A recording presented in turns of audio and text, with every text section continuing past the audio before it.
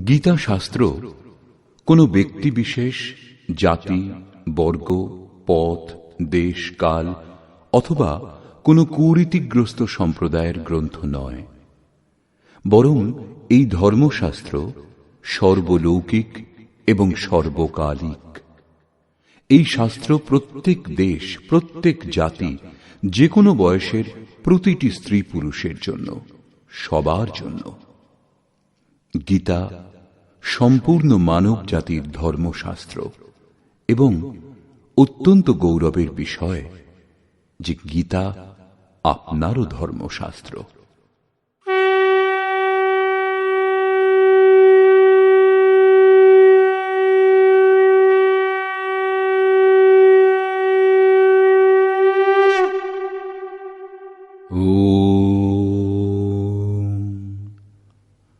শ্রী পরমাত্মনে নমঃ। যথার্থ গীতা, শ্রীমদ্ ভগবৎ গীতা, অথ তৃতীয় অধ্যায়। দ্বিতীয় অধ্যায়ে ভগবান শ্রীকৃষ্ণ বলেছেন যে এই বুদ্ধি তোমার জন্য জ্ঞান মার্গের বিষয় বলা হয়েছে। সেই বুদ্ধি কি? এই যে যুদ্ধ করো। এই যুদ্ধে বিজয়ী হলে মহামহিম স্থিতি এবং পরাজয় হলে দেবত্ব লাভ হবে। জয়লাভ করলে সর্বস্ব এবং পরাভব হলে দেবত্ব, কিছু লাভ হবেই। অতএব এই দৃষ্টিতে লাভ লোকসান দুটিতেই কিছু না কিছু লাভ হবে, কিঞ্চিত মাত্র ক্ষতি নেই। পুনরায় বললেন, এখন তুমি নিষ্কাম কর্মযোগের বিষয়ে শোনো, যে বুদ্ধির সঙ্গে যুক্ত হয়ে তুমি কর্মবন্ধন থেকে সম্পূর্ণরূপে মুক্ত হয়ে যাবে। পুনরায় এই কর্মের বিশেষত্বের উপর আলোকপাত করলেন। কর্ম করবার সময় সাবধান হতে বললেন এবং ফলের আকাঙ্ক্ষা ত্যাগ করতে বললেন। কামনা শূন্য হয়ে কর্মে প্রবৃত্ত হতে বললেন। বললেন, কর্ম করবার সময় অশ্রদ্ধাও যেন না হয়, তাহলেই তুমি কর্মবন্ধন থেকে মুক্ত হবে। মুক্ত হবে ঠিকই, কিন্তু সে বিষয়ে তোমার অবস্থান সম্বন্ধে তোমার অবহিত থাকার কথা নয়। অতএব অর্জুনের নিষ্কাম কর্মযোগ অপেক্ষা জ্ঞানমার্গই সহজ বলে বোধ হল। তিনি জিজ্ঞাসা করলেন, হে জনার্দন, নিষ্কাম কর্মযোগ অপেক্ষা জ্ঞানমার্গই যদি আপনার বিচারে শ্রেষ্ঠ, তবে কেন আমাকে এই ভয়ঙ্কর কর্মে নিযুক্ত করছেন? এই জিজ্ঞাসা স্বাভাবিক ছিল। মনে করুন, আপনার সম্মুখে দুটি পথ আছে, দুটি একই স্থানে নিয়ে যায়। এখন আপনি যদি যেতে চান, তাহলে নিশ্চয়ই জিজ্ঞাসা করবেন, উভয়ের মধ্যে সুগম কোনটি? যদি না করেন, তাহলে আপনি পথিক নন। ঠিক এইভাবে অর্জুনও জিজ্ঞাসা করলেন। অর্জুন উবাচ,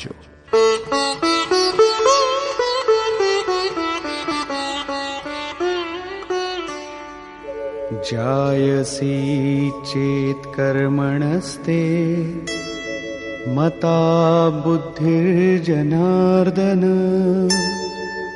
तत्किं कर्मणि घोरे मां नियोजयसि केशव। জনগণের প্রতি দয়ালু জনার্দন, যদি নিষ্কাম কর্মযোগ অপেক্ষা জ্ঞানযোগ শ্রেষ্ঠ বলে আপনার অভিমত, তাহলে হে কেশব, আমাকে ভয়ঙ্কর কর্মযোগে কেন নিযুক্ত করছেন? নিষ্কাম কর্মযোগ অর্জুনের ভয়ঙ্কর বলে মনে হল, কারণ এতে কর্মেই তোমার অধিকার আছে, ফলে নয়। কর্ম করবার সময় অশ্রদ্ধাও যেন না হয় এবং নিরন্তর সমর্পণের মধ্যে দিয়ে যোগে দৃষ্টি নিবদ্ধ করে কর্মে প্রবৃত্ত হও। জ্ঞান মার্গে পরাজয় হলে দেবত্ব, জয়লাভ করলে মহামহিম স্থিতি লাভ হবে।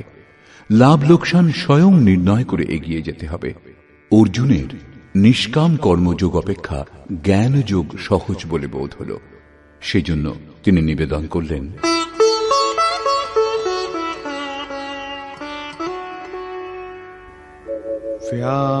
व्यामिश्रेणेव वाक्येन बुद्धिं मोहयसीव मे तदेकं वद निश्चित्य येन श्रेयोऽहमाप्नुयाम्। আপনি এই মিশ্রিত বাক্যের দ্বারা আমার বুদ্ধি যেন মুগ্ধ করছেন। আপনি আমার বুদ্ধির মোহ দূর করবার জন্য প্রবৃত্ত হয়েছেন। অতএব উভয়ের একটি আমাকে নিশ্চয় করে বলুন, যার দ্বারা আমি শ্রেয়, পরম কল্যাণ, মোক্ষ লাভ করতে পারি। এই প্রসঙ্গে শ্রীকৃষ্ণ বললেন, শ্রী ভগবান উবাচ, লোকেऽস্মিन् দ্বিবিধা নিষ্ঠা পুরা প্रोक्ता मया नघ জ্ঞানযোগেন সাংখ্যানাং কর্মযোগেন যোগিনাং। হে নিষ্পাপ অর্জুন, এই লোকে সত্যানুসন্ধানের দুটি ধারার কথা পূর্বে আমার দ্বারা বলা হয়েছে। পূর্বের অর্থ সত্যযুগ অথবা ত্রেতা যুগ নয়, পরন্তু যা দ্বিতীয় অধ্যায়ে বলে এসেছি। জ্ঞানীগণের জন্য জ্ঞান মার্গ এবং যোগীগণের জন্য নিষ্কাম কর্মযোগ বলা হয়েছে। উভয় মার্গ অনুসারেই কর্ম করতে হবে, কর্ম অনিবার্য।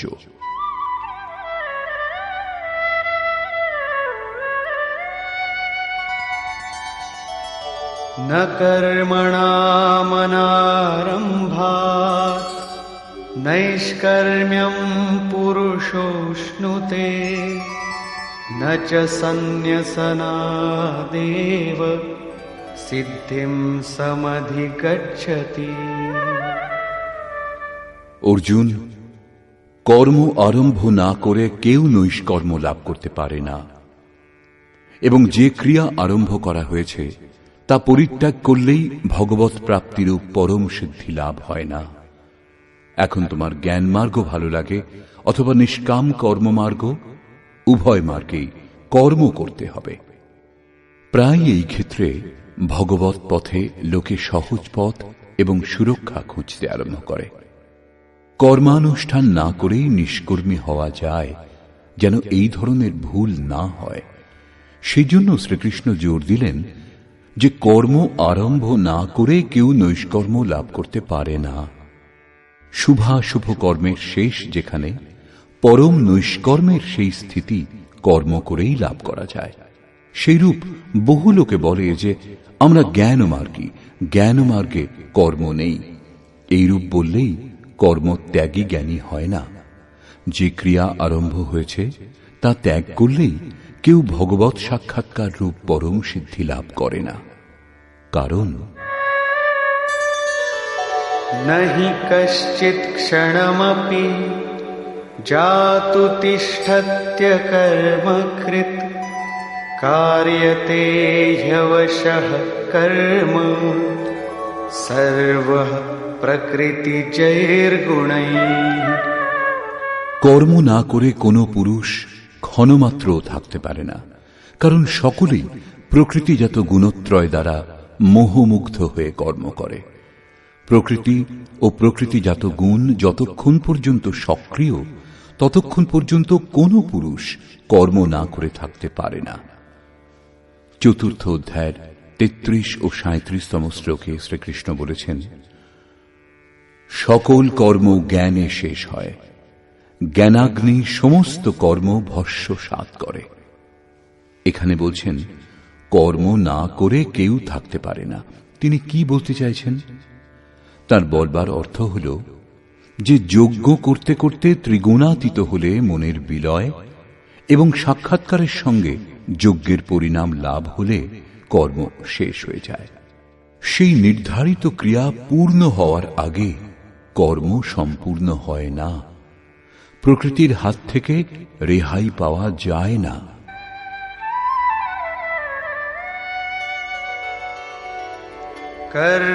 कर्मेन्द्रियाणि संयम्य य आस्ते मनसा स्मरन् इन्द्रियार्थान् विमूढात्मा मिथ्याचार स उच्यते।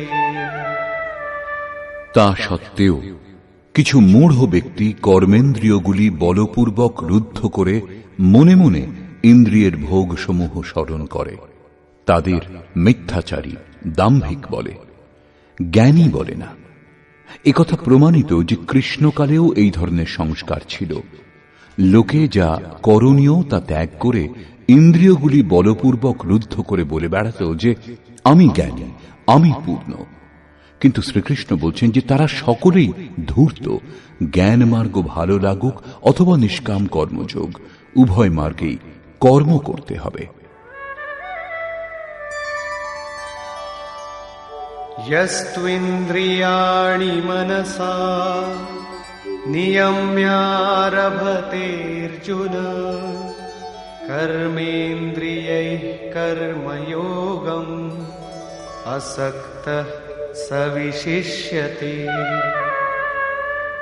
অর্জুন, যিনি মন থেকে ইন্দ্রিয় সমূহ সংযত করেন, যখন মনেও বাসনার স্ফুরণ হয় না, সর্বদা অনাসক্ত হয়ে কর্মেন্দ্রিয় দ্বারা কর্মযোগের আচরণ করেন, তিনি শ্রেষ্ঠ। একথা বোঝা গেল যে কর্মের আচরণ করতে হবে, কিন্তু প্রশ্ন যে কোন কর্ম করব। ভগবান শ্রীকৃষ্ণ বলছেন, নিয়তম কুরু কর্ম ত্বম কর্মজায়ো হ্যকর্মণঃ শরীরয়াত্রাপি চ তে ন প্রসিদ্ধেদ কর্মণঃ। অর্জুন, তুমি নির্ধারিত কর্ম করো, অর্থাৎ কর্মের সংখ্যা অনেক, কিন্তু তার মধ্যে নির্দিষ্ট যে কর্মটি সেই নিয়ত কর্ম করো। কর্ম না করা অপেক্ষা কর্ম করাই শ্রেয়, কারণ কর্ম করে অল্প দূরত্বও অতিক্রম করে থাকলে, যেমন পূর্বে বলেছেন, জন্ম মৃত্যুর মহাভয় থেকে উদ্ধার করে, সেই জন্য শ্রেয়। কর্ম না করলে তোমার দেহযাত্রাও নির্বাহ হবে না। দেহযাত্রার অর্থ লোকে বলে শরীর নির্বাহ। কিরূপ শরীর নির্বাহ? আপনি কি দেহ? এই পুরুষ জন্ম জন্মান্তর যুগ যুগান্তর ধরে দেহযাত্রাই তো করে আসছে। বস্ত্র জীর্ণ হলে অন্য বস্ত্র ধারণ করে। সেইরূপ কীট পতঙ্গ থেকে শুরু করে মানুষ পর্যন্ত, ব্রহ্মা থেকে শুরু করে যাবন্মাত্র জগৎ পরিবর্তনশীল। উত্তম অধম বিভিন্ন যোনিতে এই জীব নিরন্তর দেহযাত্রাই করে চলেছে। কর্মই এই দেহযাত্রা সম্পূর্ণ করে। মনে করুন, একটা মাত্র জন্ম নিতে হয়েছে, কিন্তু তবু যাত্রা তো সম্পূর্ণ হয়নি। এখনো সে পথিক। যাত্রা সম্পূর্ণ তখনই হবে যখন গন্তব্য এসে যাবে। পরমাত্মাতে স্থিতি লাভ করবার পর আত্মা শরীরে অনুপ্রবেশ করলে আর যাত্রা করতে হয় না। অর্থাৎ শরীর ত্যাগ, শরীর ধারণ এই পর্যায়ে শেষ হয়। অতএব কর্ম পূর্ণতা প্রদান করে। এই পুরুষকে কর্ম সম্পূর্ণ হওয়ার পর আর দেহের যাত্রা করতে হয় না। মোক্ষ সে শুভাত। অর্জুন, এই কর্ম করে তুমি সংসার বন্ধন স্বরূপ অশুভ থেকে মুক্ত হয়ে যাবে। কর্ম সংসার বন্ধন থেকে মুক্ত করে দেয়। এখন প্রশ্ন, সেই নির্ধারিত কর্ম কি? শ্রী ভগবান বলছেন, যজ্ঞার্থাৎ কর্মণোন্যত্র লোকোয়ং কর্মবন্ধনঃ তদর্থং কর্ম কৌন্তেয় মুক্তসঙ্গ সমাচর। অর্জুন, যজ্ঞের অনুষ্ঠানই কর্ম। যে ক্রিয়া দ্বারা যজ্ঞ পূর্ণ হয় সেই ক্রিয়া কর্ম। প্রমাণিত হল যে কর্ম একটি নির্ধারিত প্রক্রিয়া। এছাড়া অন্য কর্ম কি কর্ম নয়? শ্রীকৃষ্ণ বললেন, না, সেসব কর্ম নয়। অন্যত্র লোকোয়ং কর্মবন্ধনা। এই যজ্ঞের অনুষ্ঠান ছাড়া জগতে যা কিছু করা, যাতে সারা জগৎ রাত দিন ব্যস্ত, সে সমস্ত এই লোকেরই বন্ধন, কর্ম নয়। কর্ম মোক্ষ সে শুভাত, অশুভ অর্থাৎ সংসার বন্ধন থেকে মুক্তি প্রদান করে। একমাত্র কর্ম হল যজ্ঞের প্রক্রিয়া। অতএব অর্জুন, সেই যজ্ঞ সম্পূর্ণ করার জন্য সঙ্গদোষ থেকে পৃথক অবস্থান করে উত্তম রূপে কর্মের আচরণ করো। সঙ্গদোষ থেকে পৃথক না হলে এই কর্ম সম্পূর্ণ হয় না।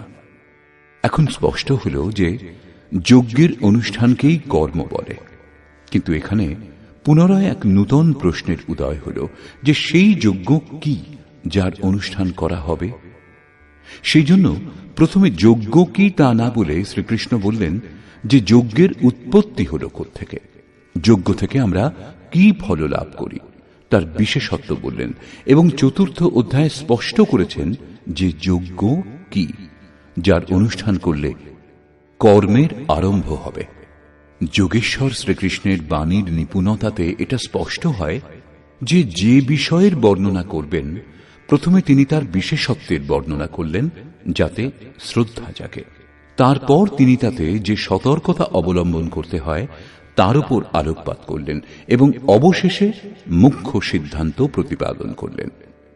এখানে স্মরণ রাখা আবশ্যক, শ্রীকৃষ্ণ কর্মের অন্যান্য অঙ্গের উপর আলোকপাত করেছেন যে কর্ম হল নির্ধারিত ক্রিয়া, নির্ধারিত ক্রিয়া ব্যতীত অন্য কর্ম কর্ম নয়।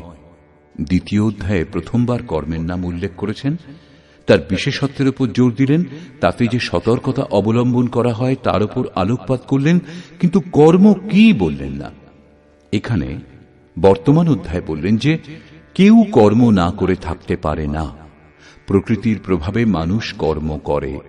এছাড়া যারা ইন্দ্রিয়গুলিকে বলপূর্বক অবরুদ্ধ করে মন থেকে বিষয় চিন্তা করে তারা অহংকারী।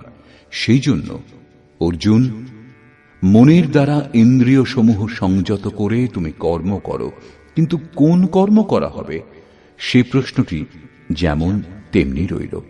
যোগেশ্বর শ্রীকৃষ্ণ বললেন, অর্জুন তুমি নির্ধারিত কর্ম করো। এখন প্রশ্ন, সেই নির্ধারিত কর্ম কি যার অনুষ্ঠান করতে বলেছেন? তিনি বলছেন যজ্ঞের অনুষ্ঠান করাই কর্ম। এখন প্রশ্ন ওঠে যে যজ্ঞ কি? এখানে যজ্ঞের উৎপত্তি এবং বিশেষত্ব পর্যন্ত বলবেন। চতুর্থ অধ্যায়ে যজ্ঞের সম্বন্ধে সুস্পষ্ট ধারণা হবে যার অনুষ্ঠানই কর্ম। গীতা শাস্ত্র বোঝার চাবিকাঠি হল কর্মের এই পরিভাষা। যজ্ঞ ছাড়া সবকিছু করে সংসারী লোকেরা। কেউ চাষ করে, কেউ ব্যবসা, কেউ উচ্চ পদে প্রতিষ্ঠিত, কেউ সেবক, কেউ বা নিজেকে বুদ্ধিজীবী বলে, কেউ বলে শ্রমিক, কেউ সমাজ সেবাকে, কেউ দেশ সেবাকে কর্ম বলে মনে করে। এই কর্মগুলির মধ্যে কিছু কর্মকে সকাম এবং কিছু কর্মকে নিষ্কাম কর্ম বলে লোকের ভূমিকাও তৈরি করে নিয়েছে, কিন্তু শ্রীকৃষ্ণের অনুসারে সেসব কর্ম নয়। অন্যত্র লোকোয়ম কর্ম বন্ধনা। যজ্ঞের অনুষ্ঠান ছাড়া যা কিছু করা হয় সেসব কর্ম এই লোকেরই বন্ধন, মোক্ষ প্রদানকারী কর্ম নয়। বস্তুত যজ্ঞের অনুষ্ঠান কর্ম। এখন যজ্ঞ কি তা না বলে ভগবান শ্রীকৃষ্ণ বলছেন যজ্ঞ এলো কোথা থেকে।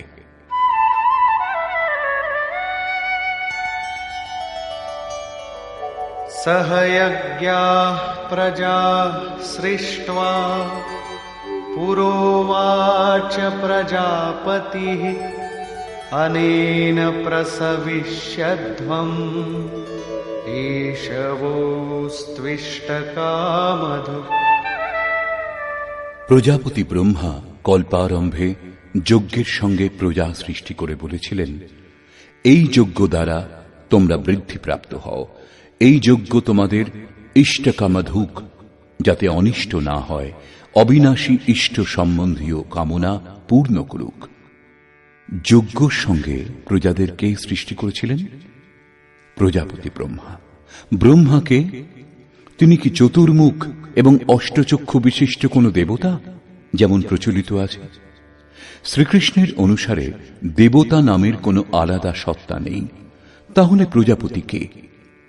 বস্তুত যিনি প্রজার মূল উদ্গম, পরমাত্মাতে স্থিতি লাভ করেছেন, সেই মহাপুরুষই প্রজাপতি। বুদ্ধি ব্রহ্মা। অহংকার শিব বুদ্ধি অজ মনসী চিত্ত মহান। সেই সময় বুদ্ধি যন্ত্র মাত্র হয়। এইরূপ মহাপুরুষের মাধ্যমে পরমাত্মাই কথা বলেন। ভজনের বাস্তবিক ক্রিয়া আরম্ভ হলে বুদ্ধির ক্রমবিকাশ হয়। শুরুতে সেই বুদ্ধি ব্রহ্মবিদ্যার সঙ্গে সংযুক্ত হওয়ার জন্য তাকে ব্রহ্মবিদ বলা হয়। ক্রমশ সমস্ত বিকার শান্ত হলে, ব্রহ্মবিদ্যাতে শ্রেষ্ঠতা লাভ করলে তাকে ব্রহ্মবিদ্যর বলা হয়। ধীরে ধীরে বিকাশ আরো সূক্ষ্ম হলে, বুদ্ধির আরো বিকাশ হয়, তখন তাকে ব্রহ্মবিদ্যরিয়ান বলে। সেই অবস্থা লাভ হলে ব্রহ্মবিদ্যেতা পুরুষ অন্যকে উত্থান মার্গে নিয়ে যাওয়ার যোগ্যতা অর্জন করেন। বুদ্ধির পরাকাষ্ঠা হল ব্রহ্মবিদ্যরিষ্ট, অর্থাৎ ব্রহ্মবিদের সেই অবস্থা যাতে ইষ্ট ওতপ্রোত। এইরূপ স্থিতি লাভ করেছেন যিনি, তিনি প্রজার মূল উদ্গম পরমাত্মায় স্থিত থাকেন। এরূপ মহাপুরুষের বুদ্ধি যন্ত্রমাত্র, তাঁদেরই প্রজাপতি বলা হয়। তাঁরা প্রকৃতির দ্বন্দ্বের বিশ্লেষণ করে আরাধনা ক্রিয়ার রচনা করেন। যজ্ঞের অনুরূপ সংস্কার প্রদান করাই প্রজা সৃষ্টি। এর পূর্বে সমাজ অচৈতন্য এবং অব্যবস্থিত অবস্থাতে থাকে। যজ্ঞের অনুরূপ এদের গড়ে তোলাই হল সৃষ্টি, অর্থাৎ সুসজ্জিত করা। এইরূপ মহাপুরুষ সৃষ্টির আরম্ভে যজ্ঞের সঙ্গে প্রজার সৃষ্টি করেছেন। কল্প রোগ মুক্ত করে, বৈদ্য কল্প প্রদান করেন, আবার কেউ কায়া কল্প করে। এটা অবশ্য শরীরের ক্ষণিক কল্প। যথার্থ কল্প তখনই হয় যখন ভবরোগ থেকে মুক্তি লাভ হয়। আরাধনার আরম্ভ এই কল্পের প্রারম্ভিক অবস্থা। আরাধনা সম্পূর্ণ হলেই কল্প সম্পূর্ণ হবে। সেইরূপ পরমাত্ম স্বরূপে স্থিত মহাপুরুষগণ ভজনের আরম্ভে যজ্ঞের সঙ্গে সংস্কার সুসংগঠিত করে বললেন, এই যজ্ঞ দ্বারা তোমরা সমৃদ্ধ হও। কিরূপ সমৃদ্ধি? সেই সমৃদ্ধি কি কাঁচা ঘরবাড়ি পাকা করা, বেশি উপার্জন করা? বলছেন না, যজ্ঞ ইষ্টকামধুক, ইষ্ট সম্বন্ধীয় কামনা পূর্ণ করবে। ইষ্ট একমাত্র পরমাত্মা, সেই পরমাত্মা সম্বন্ধীয় কামনা পূর্ণ করে এই যজ্ঞ। এখানে এ প্রশ্ন স্বাভাবিক যে যজ্ঞ সরাসরি পরমাত্মার প্রাপ্তি করাবে নাকি ক্রমে ক্রমে চলার পর?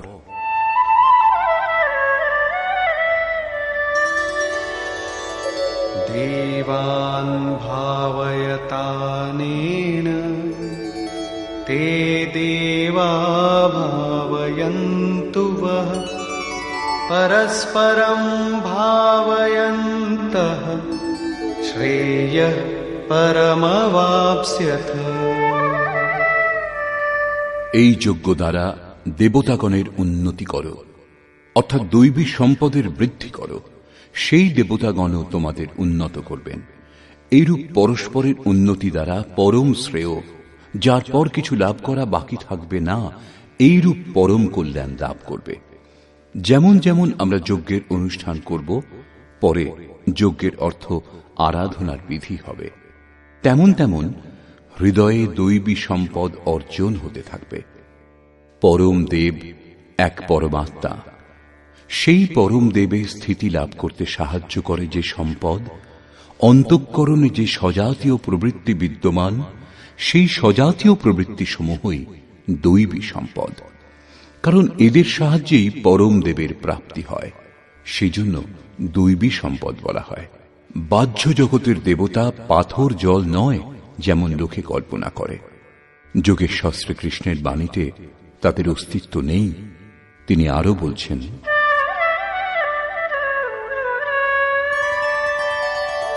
ইষ্টান ভোগান নিবো দেবা দাস্যন্তে যজ্ঞভাবিতাঃ তৈর্দত্তান প্রদায়েভ্যো यो ভুঙ্ক্তেস্তেন এব সঃ। যজ্ঞ দ্বারা সংবর্ধিত দেবতাগণ অর্থাৎ দৈবী সম্পদ আপনাকে ইষ্টান ভোগান হি দাস্যন্তে। ইষ্ট অর্থাৎ আরাধ্য সম্বন্ধীয় ভোগ প্রদান করবেন, অন্য কিছু নয়। তাই দত্তান, তিনি একমাত্র দাতা।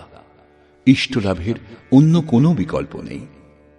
এই দৈবী গুণসমূহকে সংবর্ধন না করে যিনি এই স্থিতি ভোগ করেন তিনি নিশ্চয়ই চোর। যখন লাভ হয়নি তখন তিনি কি উপভোগ করবেন? কিন্তু বলেন অবশ্যই আমি পূর্ণ তত্ত্বদর্শী। এইরূপ মিথ্যাবাদী এই পথ থেকে মুখ লুকিয়ে বেড়ায়। তারা চোর, প্রাপ্তকর্তা নয়। কিন্তু যারা লাভ করেছেন তারা কি পেয়েছেন?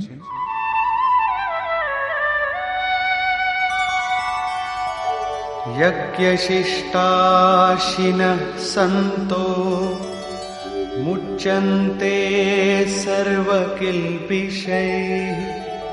भुञ्जते ते त्वघं पापा ये पचन्त्यात्मकारणात्। যে সাধু পুরুষগণ যজ্ঞাবশেষ অন্ন গ্রহণ করেন তারা সকল পাপ থেকে মুক্ত হন। দৈবী সম্পদের বৃদ্ধি করতে করতে পরিণামে প্রাপ্তিকালই পূর্তিকাল। যজ্ঞ সম্পূর্ণ হয় যখন, তখন অবশিষ্ট যিনি থাকেন তিনি হলেন ব্রহ্ম। সেই ব্রহ্মই আবার অন্ন। একেই শ্রীকৃষ্ণ অন্যভাবে বললেন, যজ্ঞ শিষ্টামৃত ভুজো ইয়ান্তি ব্রহ্ম সনাতনম। যজ্ঞ যার সৃষ্টি করে সেই অসন যিনি গ্রহণ করেন তিনি ব্রহ্মে লীন হন। এখানে তিনি বলছেন যজ্ঞাবশেষ অসন ব্রহ্ম পীযূষ যিনি পান করেন তিনি সকল পাপ থেকে মুক্ত হন। সাধু ব্যক্তি মুক্ত হন, কিন্তু পাপী যারা তারা মোহজাত দেহের পোষণের জন্যই অন্ন পাক করে, পাপান্ন গ্রহণ করে। তারা ভজন করে, আরাধনা বুঝে অগ্রসরও হয়, কিন্তু পরিবর্তে কিছু কামনা করে। আত্মকারণাৎ দেহের এবং এই দেহের সম্বন্ধীয়দের কিছু লাভ হোক, তারা নিশ্চয়ই লাভ করবে, কিন্তু তা ভোগ করবার পর নিজেকে তারা সেখানেই দেখতে পাবে যেখান থেকে ভজন আরম্ভ করেছিল। এর থেকে বেশি ক্ষতি কি হতে পারে? যখন এই দেহটাই নশ্বর তখন এর সুখ ভোগ কতদিন? তারা আরাধনা করে কিন্তু পরিবর্তে পাপ গ্রহণ করে। পলটি সুধাতে সঠ বিশলেহি, তা নষ্ট হবে না ঠিক, কিন্তু এগিয়েও যাবে না। সেজন্য শ্রীকৃষ্ণ নিষ্কাম হয়ে কর্ম অর্থাৎ ভজন করবার উপর জোর দিলেন। এখন পর্যন্ত শ্রীকৃষ্ণ বলেছেন যে যজ্ঞ পরম শ্রেয় প্রদান করে এবং মহাপুরুষই তার রচনা করেন। কিন্তু মহাপুরুষ প্রজা রচনার জন্য কেন প্রবৃত্ত হন এ সম্বন্ধে বলছেন,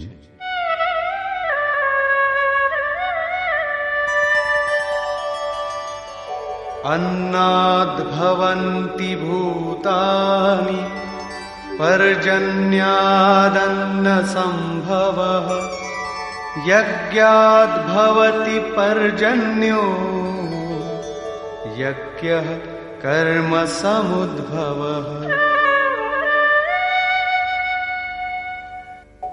कर्म ब्रह्मोद्भवं विद्धि ब्रह्माक्षरसमुद्भवम् तस्मात् सर्वगतं ब्रह्म नित्यं यज्ञे प्रतिष्ठितम्। অন্ন থেকে সমস্ত প্রাণী উৎপন্ন হয়। অন্নং ব্রহ্মেতি ব্যজানাৎ, পরমাত্মাই অন্ন। সেই ব্রহ্ম পীযূষকেই উদ্দেশ্য করে প্রাণীগণ যজ্ঞের দিকে অগ্রসর হয়। বৃষ্টি থেকে অন্নের উৎপত্তি হয়। মেঘ থেকে যে বৃষ্টি হয় তা নয়, পরন্তু কৃপা বৃষ্টি। পূর্ব সঞ্চিত যজ্ঞ কর্মই এই জন্মে যেখানে সাধনাতে ব্যবধান উৎপন্ন হয়েছিল সেখানেই ইষ্ট কৃপারূপে বর্ষিত হয়। আজকের আরাধনা কাল কৃপারূপে লাভ হবে, সেই জন্য যজ্ঞ দ্বারা বৃষ্টি হয়। স্বাহা উচ্চারণ এবং তিল জবের আহুতি মাত্র দিলেই যদি বর্ষা হতো, তাহলে বিশ্বের অধিকাংশ মরুভূমি অনুর্বর কেন রয়েছে? উর্বর হয়ে থাকত। এখানে যজ্ঞের পরিণাম কৃপা বৃষ্টি। এই যজ্ঞের অনুষ্ঠান কর্ম দ্বারা হয়। কর্ম করে গেলেই একদিন যজ্ঞ সম্পূর্ণ হয়। সেই কর্ম বেদ থেকে উৎপন্ন জানবে। বেদ হল ব্রহ্মস্থিত মহাপুরুষের বাণী। যে তত্ত্ব অবিদিত তার প্রত্যক্ষ অনুভূতির নাম বেদ, কিছু শ্লোক সংগ্রহ নয়। বেদ অবিনাশী পরমাত্মা থেকে উৎপন্ন হয়েছে জানবে। একথা মহাত্মাগণ বলেছেন, কিন্তু তাঁরা এবং পরমাত্মা ভিন্ন নন। তাঁদের মাধ্যমে অবিনাশী পরমাত্মাই কথা বলেন। সেই জন্যই বেদকে অপৌরুষেয় বলা হয়। মহাপুরুষগণ বেদ পেলেন কোথা থেকে? অবিনাশী পরমাত্মা থেকে বেদের জন্ম হয়েছে। সেই মহাপুরুষগণ, এবং তিনি অভিন্ন, তাঁরা যন্ত্রমাত্র। সেই জন্য তাঁদের মাধ্যমে পরমাত্মাই কথা বলেন। কারণ যজ্ঞের অনুষ্ঠান করে যখন মন নিরুদ্ধ হয়, তখনই পরমাত্মাকে জানা যায়। সেই জন্য সর্বব্যাপী পরম অক্ষর পরমাত্মা সর্বদা যজ্ঞেই প্রতিষ্ঠিত। যজ্ঞের অনুষ্ঠানই তাকে লাভ করবার একমাত্র উপায়। এরই উপর ভগবান জোর দিলেন। एवं प्रवर्तितं चक्रं नानुवर्तयति हयः अघायुरिन्द्रियारामो मोघं पार्थ सजीवति। হে পার্থ, যে ব্যক্তি ইহলোকে মনুষ্য দেহ লাভ করে এই সাধন চক্রের অনুসারে অনুষ্ঠান করে না, অর্থাৎ দৈবী সম্পদের উৎকর্ষ, দেবতাগণের বৃদ্ধি এবং পরস্পর বৃদ্ধি দ্বারা অক্ষয় ধাম লাভ, এই ক্রম অনুসারে যে কর্মে প্রবৃত্ত হয় না, ইন্দ্রিয়গুলির সুখ আকাঙ্ক্ষী সেই পাপী ব্যক্তি বৃথা জীবন ধারণ করে। বন্ধুগণ, যোগেশ্বর শ্রীকৃষ্ণ দ্বিতীয় অধ্যায়ে শুধু কর্মের নাম নিয়েছেন এবং বর্তমান অধ্যায়ে বলছেন নিয়ত কর্মের আচরণ করো। যজ্ঞের প্রক্রিয়াই কর্ম। এছাড়া যা কিছু করা হয় তা এই লোকেরই বন্ধন। এই কারণে সঙ্গদোষ থেকে পৃথক অবস্থান করে যজ্ঞের পূর্তির জন্য কর্মের আচরণ করো। তিনি যজ্ঞের বিশেষত্বের উপর আলোকপাত করলেন এবং বললেন, যজ্ঞের উৎপত্তি হয়েছে ব্রহ্মা থেকে। প্রজা অন্যকে উদ্দেশ্য করে যজ্ঞে প্রবৃত্ত হয়। যজ্ঞ কর্ম থেকে, এবং কর্ম অপৌরুষেয় বেদ থেকে উৎপন্ন হয়েছে। বেদ মন্ত্রগুলির দ্রষ্টা মহাপুরুষগণ ছিলেন। তাদের পুরুষকার বিলীন হয়ে গিয়েছিল। প্রাপ্তির পর শেষে অবিনাশী পরমাত্মাই শুধু থাকেন। সেই জন্য বেদ পরমাত্মা থেকে উৎপন্ন। সর্বব্যাপী পরমাত্মা সর্বদা যজ্ঞে প্রতিষ্ঠিত। এই সাধন চক্র অনুসারে যে আচরণ করে না, সেই পাপী ব্যক্তি ইন্দ্রিয় সমূহের সুখ আকাঙ্ক্ষী ব্যর্থই জীবন ধারণ করে। অর্থাৎ যজ্ঞ এমন বিধি যাতে ইন্দ্রিয়গুলির বিশ্রাম নেই, পরন্তু অক্ষয় সুখ বিদ্যমান। ইন্দ্রিয়গুলিকে সংযম করে এর আচরণ করবার বিধান। ইন্দ্রিয় সমূহের সুখ আকাঙ্ক্ষী যারা, তারা পাপী। এখনো শ্রীকৃষ্ণ বলছেন না যজ্ঞ কি, কিন্তু এই যজ্ঞ কি সারা জীবন করে যেতে হবে? কখনো কি সম্পূর্ণ হবে? এই প্রসঙ্গে যোগেশ্বর বলছেন,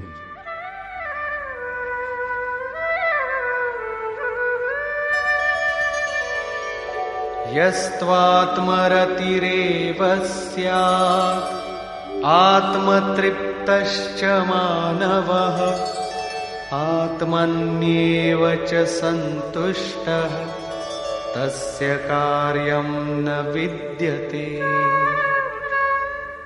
কিন্তু যে ব্যক্তি আত্মাতেই প্রীত, আত্মাতেই তৃপ্ত এবং আত্মাতেই সন্তুষ্ট, তার জন্য কোনো কর্তব্য বাকি থাকে না। এই হল লক্ষ্য। যখন অব্যক্ত, সনাতন, অবিনাশী আত্মতত্ত্ব লাভ হয়ে যায়, তখন আর কার অনুসন্ধান করা হবে? এরূপ পুরুষের কর্মের, আরাধনার প্রয়োজন হয় না। আত্মা ও পরমাত্মা একে অন্যের পর্যায়ভুক্ত।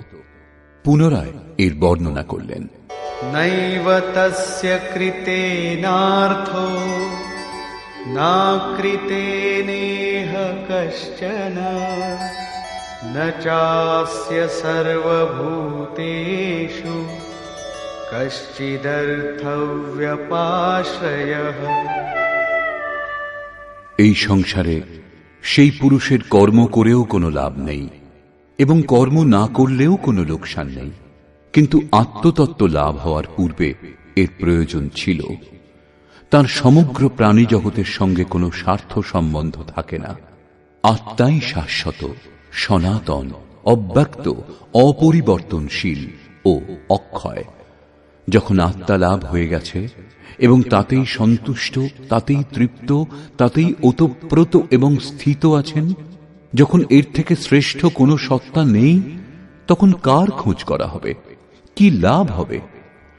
সেই পুরুষের কর্ম ত্যাগ করলেও কোনো ক্ষতি নেই, কারণ বিকারের চিহ্ন যে চিত্তে পড়ে সেই চিত্তই বিলুপ্ত হয়ে গেছে। তার সকল ভূতে, বাহ্য জগতে এবং আন্তরিক সংকল্পের স্তরে কোনো উদ্দেশ্য থাকে না। সব থেকে বড় উদ্দেশ্য ছিল পরমাত্মাকে লাভ করা।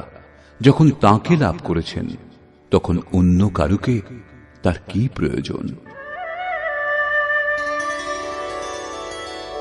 তস্মাদসক্তঃ সততম কার্যং কর্ম সমাচর আসক্তো হ্যাচরन् কর্ম পরমাপ্নোতি পুরুষঃ।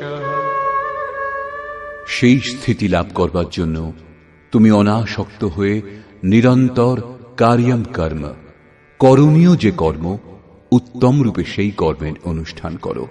কারণ অনাসক্ত পুরুষ কর্মের অনুষ্ঠান করে পরমাত্মাকে লাভ করেন। নিয়ত কর্ম, কার্যং কর্ম এক। কর্মের প্রেরণা দিয়ে তিনি বললেন,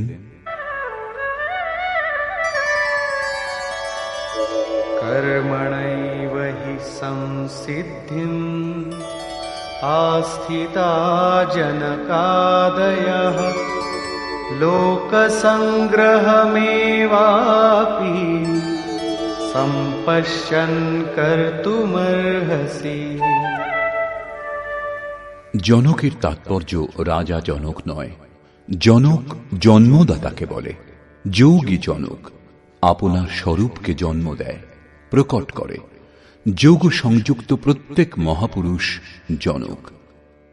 এরূপ যোগ সংযুক্ত বহু ঋষি জনকাদয়, জনক ইত্যাদি জ্ঞানী মহাপুরুষও কর্মণা এব হি সংসিদ্ধিম, কর্ম করেই পরম সিদ্ধি লাভ করেছেন। পরম সিদ্ধির অর্থ হল পরম তত্ত্ব পরমাত্মাকে লাভ করা। প্রাচীনকালে জনক ইত্যাদি যত মহর্ষি হয়েছেন, এই কার্যং কর্মের দ্বারা, যা যজ্ঞের প্রক্রিয়া, এই কর্ম করেই সমসিদ্ধিম, পরম সিদ্ধি লাভ করেছেন। কিন্তু লাভ করবার পর তাঁরাও লোক সংগ্রহের জন্য কর্ম করেন, লোককল্যাণের জন্য কর্ম করেন। অতএব তুমি প্রাপ্তির পর লোকনায়ক হওয়ার জন্য কর্ম করবার উপযুক্ত। কেন? এখন শ্রীকৃষ্ণ বলছেন যে লাভ করবার পর মহাপুরুষের কর্ম করলে কোনো লাভ হয় না, এবং কর্ম না করলেও তার কোনো লোকসান হয় না। কিন্তু লোক সংগ্রহ, লোকহিতের জন্য তারা উত্তম রূপে কর্মের অনুষ্ঠান করেন।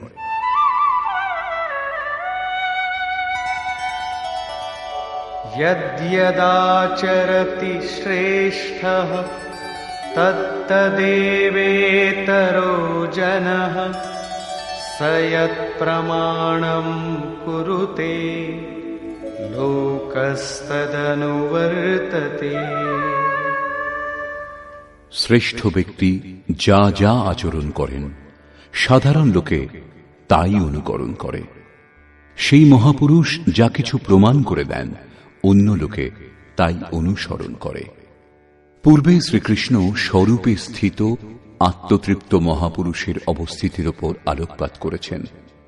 তাঁদের কর্ম করলে কোনো লাভ হয় না এবং ত্যাগ করলে কোনো লোকসানও হয় না। তা সত্ত্বেও জনকাদি উত্তম রূপে কর্মের অনুষ্ঠান করতেন। এখানে শ্রীকৃষ্ণ সেই মহাপুরুষগণের সঙ্গে নিজের তুলনা করেছেন যে তিনিও মহাপুরুষ।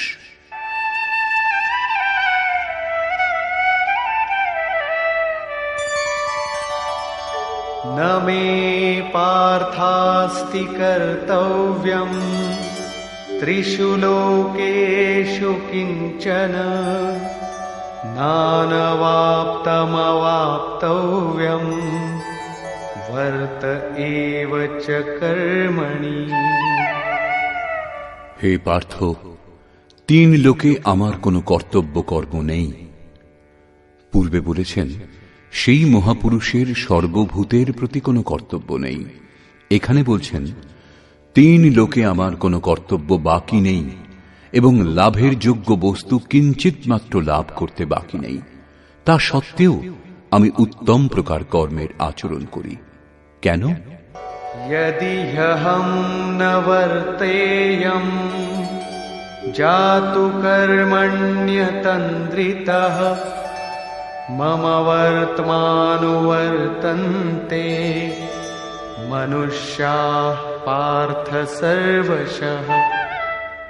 কারণ যদি আমি সাবধান হয়ে কর্ম না করি, তাহলে মনুষ্যগণ আমার অবলম্বিত পথেরই অনুগামী হবে। তাহলে আপনার অনুকরণ কি খারাপ? শ্রীকৃষ্ণ বললেন, হ্যাঁ। উৎসীদেয়ুরিমে লোকা ন কুর্যাং কর্ম চেদহং শঙ্করস্য চ কর্তাস্যাম উপহন্যামি মাঃ প্রজাঃ। যদি আমি সাবধান হয়ে কর্ম না করি, তাহলে এই সকল লোক ভ্রষ্ট হবে এবং আমি শঙ্করাস্য বর্ণ সংকরের সৃষ্টিকর্তা হব এবং এই সকল প্রজার বিনাশের কারণ হব।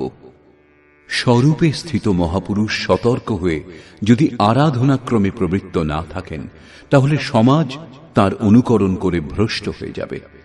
তিনি না করলেও তার কোনো লোকসান নেই, কারণ তিনি আরাধনা সম্পূর্ণ করে নিবৃত্ত হয়েছেন। কিন্তু সমাজ তো এখনো আরাধনা আরম্ভই করেনি। অনুগামীদের পথ প্রদর্শনের জন্যই মহাপুরুষ কর্ম করেন। আমিও করি। অর্থাৎ শ্রীকৃষ্ণ মহাপুরুষ ছিলেন, বৈকুণ্ঠ থেকে আবির্ভূত কোনো অবতার নন। তিনি বললেন, মহাপুরুষ লোককল্যাণের জন্য কর্ম করেন, আমিও করি। আমি যদি না করি, তাহলে মানুষ আদর্শভ্রষ্ট হবে, সকলেই কর্ম ত্যাগ করবে।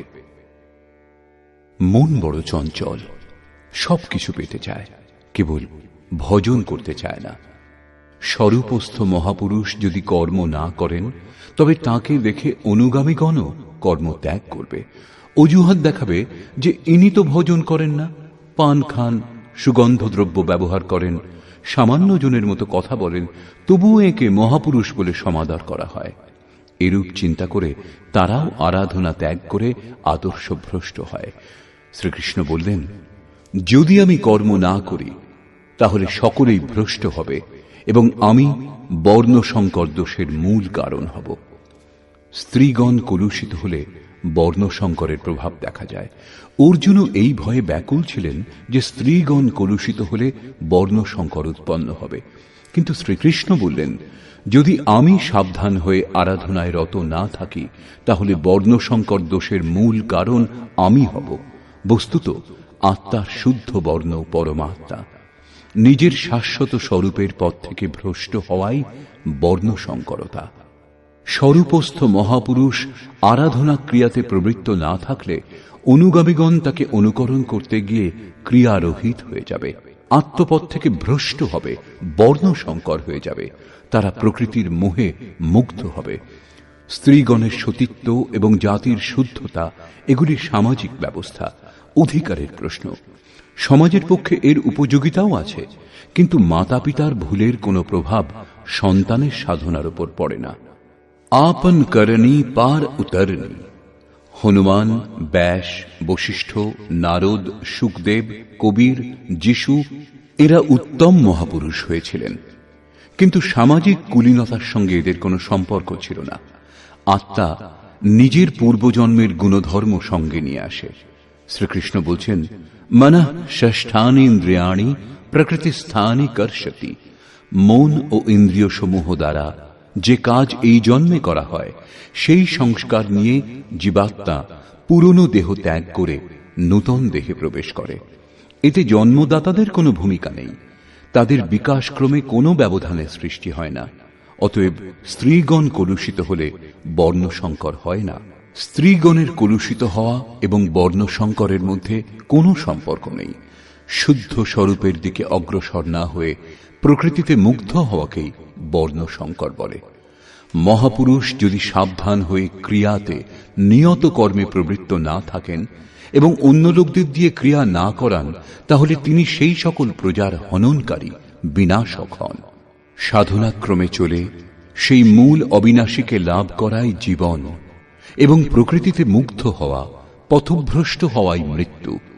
কিন্তু মহাপুরুষ যদি এই সকল প্রজাদের ক্রিয়াপথে চালিত না করেন, সেই সকল প্রজাদের সংযত করে সৎ পথে না চালান, তাহলে তিনি সকল প্রজার হননকর্তা, হিংসক হবেন। এবং যিনি স্বয়ং চলে অন্যকেও সেই পথে চালান, তিনি শুদ্ধ অহিংসক। গীতা শাস্ত্র অনুসারে দেহের মৃত্যু নশ্বর কলেবরের মৃত্যু, পরিবর্তন মাত্র, হিংসা নয়।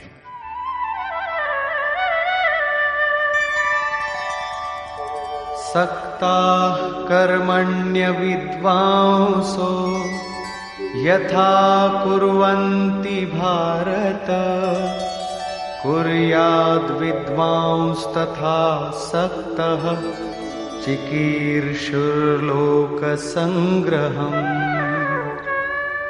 হে ভারত, অজ্ঞানীগণ আসক্ত হয়ে যেরূপ কর্ম করেন, পূর্ণ জ্ঞাতা বিদ্বান অনাসক্ত হয়ে লোকহৃদয়ে প্রেরণা এবং কল্যাণ সংগ্রহের জন্য সেই রূপ কর্ম করেন।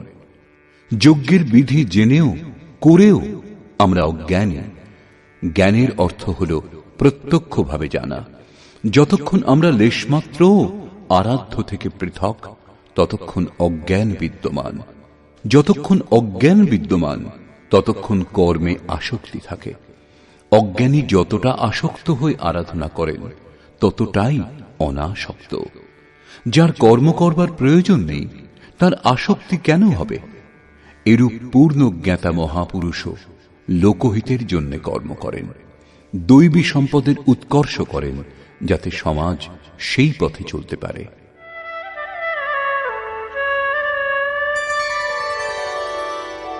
न बुद्धिभेदं जनयेद् अज्ञानां कर्मसङ्गिनां जोषयेत् सर्वकर्माणि विद्वान् युक्तः समाचरन्।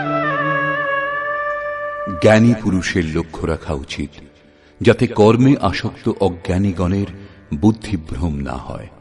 অর্থাৎ স্বরূপস্থ মহাপুরুষগণ সতর্ক হয়ে আচরণ করবেন, যাতে অনুগামীদের মনে কর্মের প্রতি অশ্রদ্ধা উৎপন্ন না হয়।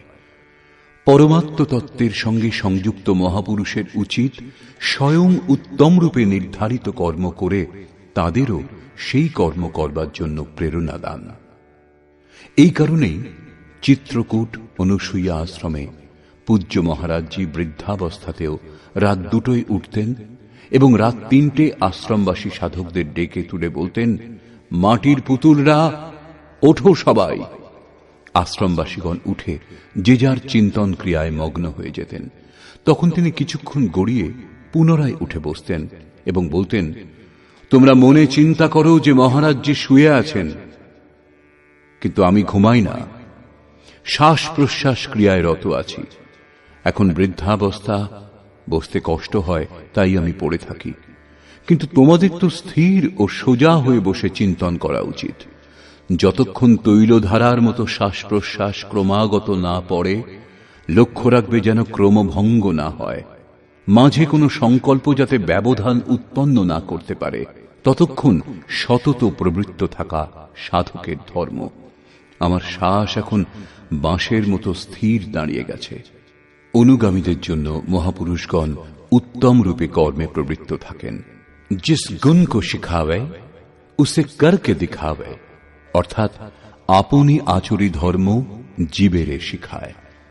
এইরূপ স্বরূপস্থ মহাপুরুষের উচিত স্বয়ং কর্মে প্রবৃত্ত থেকে সাধকদেরও আরাধনায় প্রবৃত্ত হওয়ার জন্য প্রেরণা দান। সাধকদেরও শ্রদ্ধাপূর্বক আরাধনা ক্রিয়াতে প্রবৃত্ত হওয়া উচিত।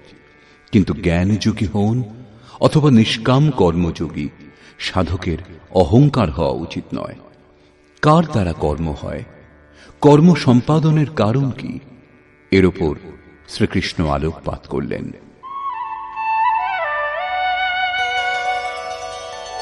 প্রকৃতে ক্রিয়মাণানি गुणैः कर्माणि सर्वशः अहंकार विमूढात्मा कर्ताहमिति मन्यते। আরম্ভ থেকে পূর্ণ হওয়া পর্যন্ত কর্ম প্রকৃতির গুণত্রয় দ্বারা সম্পাদিত হয়। তা সত্ত্বেও অহংকারে যিনি বিশেষ রূপে মূঢ়, তিনি আমি কর্তা এই রূপ মনে করেন। একথা কিরূপে স্বীকার করা হবে যে আরাধনা প্রকৃতির গুণে হয়? এটা কে দেখেছেন? এই প্রসঙ্গে বলছেন, তত্ত্ববিত্তু মহাবাহো গুণকর্ম বিভাগয়োঃ গুণাগুণেষু বর্তন্তে ইতি মত্বা ন সজ্জতে। হে মহাবাহ, গুণবিভাগ এবং কর্মবিভাগকে তত্ত্ববিদ পরম তত্ত্ব পরমাত্মার সম্যক জ্ঞান বিশিষ্ট মহাপুরুষগণ দেখেছেন এবং সম্পূর্ণ গুণ গুণসমূহে বর্তিত। এরূপ চিন্তা করে তারা গুণ এবং কর্মের কর্তৃত্বে আসক্ত হন না। এখানে তত্ত্বের অর্থ পরম তত্ত্ব পরমাত্মা, 5টা অথবা 25টা তত্ত্ব নয়, লোকে যেমন কল্পনা করে থাকে। যোগেশ্বর শ্রীকৃষ্ণের বাণীতে তত্ত্ব একমাত্র পরমাত্মা, অন্য কোনো তত্ত্ব নেই। গুণাতীত হয়ে পরম তত্ত্ব পরমাত্মায় স্থিত মহাপুরুষ গুণের অনুসারে কর্মগুলির বিভাজন দেখতে পান। তামসিক গুণের প্রভাবে আলস্য, নিদ্রা, প্রমাদ, কর্মে প্রবৃত্ত না হওয়ার স্বভাব দেখা যায়। রাজসিক গুণের প্রভাবে আরাধনা থেকে সরে না আসার স্বভাব, শৌর্য এবং স্বামী ভাব দেখা যায়। সাত্ত্বিক গুণ কার্যরত হলে ধ্যান, সমাধি, অনুভবে উপলব্ধি, নিরন্তর চিন্তন, সরল স্বভাব হয়। গুণ পরিবর্তনশীল। প্রত্যক্ষদর্শী জ্ঞানী বুঝতে পারেন গুণ অনুসারে কর্মের উৎকর্ষ অপকর্ষ হয়। গুণ নিজের কর্ম করিয়ে নেয়, অর্থাৎ গুণ গুণে বর্তিত হয়। এরূপ চিন্তা করে প্রত্যক্ষদ্রষ্টা কর্মে আসক্ত হন না। কিন্তু যিনি গুণের অতীত হতে পারেননি, এখনো পথিক, তাকে কর্মে আসক্ত থাকতে হবে। সেই জন্য বললেন, প্রকৃতের গুণ সম্মূঢ়াঃ সজ্জন্তে গুণকর্মসু তান কৃৎস্নবিদো মন্দান কৃৎস্নবিন্ন বিচালয়েৎ। প্রকৃতির গুণের দ্বারা মুগ্ধ পুরুষগণ কর্মে ক্রমশ নির্মল গুণের উন্নতি দেখে তাতে আসক্ত হন। সেই অসম্পূর্ণ জ্ঞান বিশিষ্ট মন্দান শিথিল চেষ্টা যাদের, তাদের উত্তম জ্ঞান সম্পন্ন জ্ঞানী পুরুষ চালিত করবেন না, তাদের হতোৎসাহ করবেন না, উৎসাহ দেবেন। কারণ কর্ম করেই পরম নৈষ্কর্ম স্থিতি লাভ হবে। নিজের শক্তি ও স্থিতি বুঝে কর্মে প্রবৃত্ত জ্ঞানমার্গী সাধকের উচিত গুণের প্রভাবে কর্মের আচরণ হচ্ছে বলে যেন মনে করেন। নিজেকে কর্তা ভেবে অহংকারী যেন না হয়ে যান। নির্মল গুণলাভ হলেও তাতে আসক্ত যেন না হন। কিন্তু নিষ্কাম কর্মযোগীর কর্ম এবং গুণের বিশ্লেষণ করে সময় নষ্ট করা উচিত নয়। তাকে আত্মসমর্পণ করে শুধু কর্মে প্রবৃত্ত থাকতে হবে। কোন গুণ কার্যরত তা দেখার ভার ইষ্টের। গুণের পরিবর্তন এবং ক্রমশ উত্থান তিনি ইষ্টের কৃপা বলে মনে করেন। কর্মের আচরণও তাঁরই কৃপা বলে মনে করেন। অতএব আমি কর্তা এই অহংকার অথবা গুণে আসক্ত হওয়ার সমস্যা তার থাকে না। তিনি তো অনবরত প্রবৃত্ত থাকেন। এই প্রসঙ্গে এর সঙ্গে যুদ্ধের স্বরূপ বর্ণনা করে ভগবান শ্রীকৃষ্ণ বলছেন,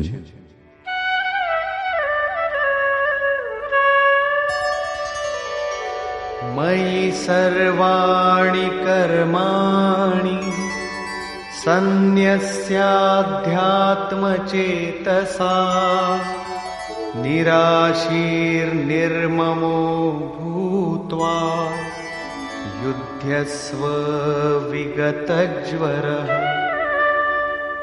সেই জন্য অর্জুন, তুমি अध्यात्म चेतसा অন্তরাত্মায় চিত্তকে নিরুদ্ধ করে ধ্যানস্থ হয়ে কর্মগুলি আমাতে সমর্পণ করে আশা, মমতা ও শোক শূন্য হয়ে যুদ্ধ করো। যখন চিত্ত ধ্যানস্থ, লেশমাত্র কিছু পাওয়ার আশা নেই, কর্মের প্রতি আসক্তি নেই, অসফলতার সন্তাপ নেই, তখন সেই পুরুষ যুদ্ধ কি করবেন? যখন চারিদিক থেকে চিত্ত সংযত হয়ে হৃদয় দেশে নিরুদ্ধ হয়ে আসছে, তখন সেই পুরুষ যুদ্ধ করতে যাবেন কেন? কার সঙ্গে যুদ্ধ করবেন? সে স্থানে কে বা আছে?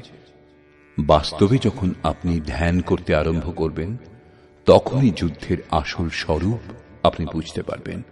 কাম, ক্রোধ, রাগ, দেশ, আশা, তৃষ্ণা ইত্যাদি বিকার সমূহ বিজাতীয় প্রবৃত্তিগুলি যাদের কুরু বলা হয়, এরা সংসারে যাতে প্রবৃত্তি হয় তারই চেষ্টা করবে, বিঘ্নরূপে ভয়ঙ্কর আক্রমণ করবে।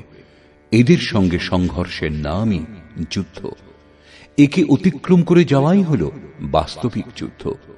এদের নিশ্চিহ্ন করে অন্তরাত্মায় মনকে স্থির করা, ধ্যানস্থ হওয়াই যথার্থ যুদ্ধ। এর ওপর পুনরায় জোর দিলেন।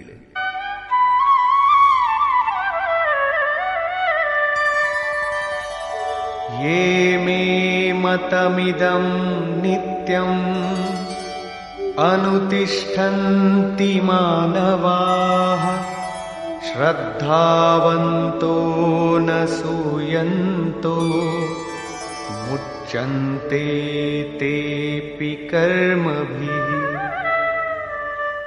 অর্জুন, যারা দোষ ও দৃষ্টি শূন্য হয়ে শ্রদ্ধাবান আত্মসমর্পণের সঙ্গে আমার এই মতের সর্বদা অনুষ্ঠান করেন যে যুদ্ধ করো, তারা সকল কর্ম থেকে মুক্ত হন। যোগেশ্বর শ্রীকৃষ্ণের এই আশ্বাস কেবল হিন্দু, মুসলমান অথবা খ্রিস্টানদের জন্য নয়, পরন্তু মানুষ মাত্রের জন্য। তার বাণী হল যুদ্ধ করো। এই আদেশ থেকে মনে হয় যেন এই উপদেশ কেবল যুদ্ধাকাঙ্ক্ষী ব্যক্তিদের জন্যই ছিল। অর্জুনের সম্মুখে সৌভাগ্যবশত কুরুক্ষেত্রের যুদ্ধের পরিস্থিতি ছিল, কিন্তু আপনার সম্মুখে কোনো যুদ্ধস্থিতি নেই। তাহলে গীতা শাস্ত্রের উপদেশ আপনার কি কাজে লাগবে? কারণ কর্ম থেকে মুক্ত হওয়ার একমাত্র উপায় যুদ্ধ। এটা তাদের জন্য বিবৃত করা হয়েছে, বাস্তবে কিন্তু তা নয়। বস্তুত এটা অন্তর্দেশের যুদ্ধ, ক্ষেত্র এবং ক্ষেত্রজ্ঞের, বিদ্যা এবং অবিদ্যার, ধর্মক্ষেত্র এবং কুরুক্ষেত্রের সংঘর্ষ। আপনি যেমন যেমন ধ্যানে চিত্তকে নিরুদ্ধ করবার চেষ্টা করবেন, তেমন তেমন বিজাতীয় প্রবৃত্তিগুলি বিঘ্নরূপে ভয়ঙ্করভাবে আক্রমণ করবে। তাদের শান্ত করে চিত্তকে নিরুদ্ধ করার চেষ্টাই যুদ্ধ। যিনি দোষ দৃষ্টি মুক্ত হয়ে শ্রদ্ধাপূর্বক এই যুদ্ধে প্রবৃত্ত হন, তিনি কর্মবন্ধন থেকে, বারবার আসা যাওয়া থেকে সম্পূর্ণরূপে মুক্ত হয়ে যান। যারা এই যুদ্ধে প্রবৃত্ত হয় না, তাদের কোন গতি হয়? এ প্রসঙ্গে বলছেন,